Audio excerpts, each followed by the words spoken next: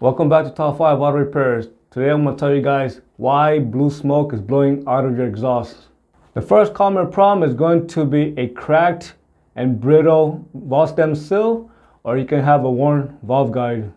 When the valve stem seal is worn and cracked, you're going to notice blue smoke, especially during startup in the morning or when the engine has been sitting for a while. The reason is when you turn off your engine, there's going to be a residue of engine oil just sitting on top of the valve train. And when the engine starts to become cold, the valve stem seal starts to contract. When it starts to contract, it's going to allow a little bit of seepage of oil to be sitting on top of that area.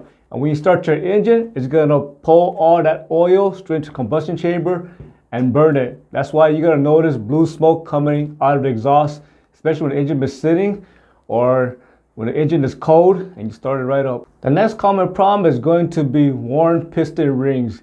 Basically, you have the compression ring, you have the oil rings. When these rings become extremely worn, it's going to cause engine oil to seep past the compression ring and the oil ring and go straight into the combustion chamber.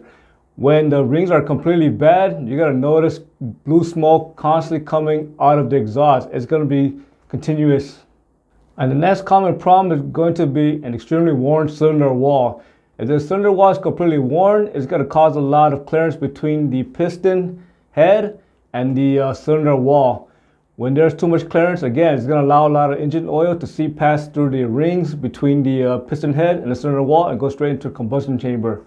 On top of that, if it's really worn and there's so much slack, it's going to cause the piston to rock back and forth. That can also cause piston slap. And you're going to notice that knocking noise coming from the engine. At that point, your engine is pretty much done and it's time for a rebuild or replacement. As always, thank you for watching and subscribe to Top 5 Auto Repairs.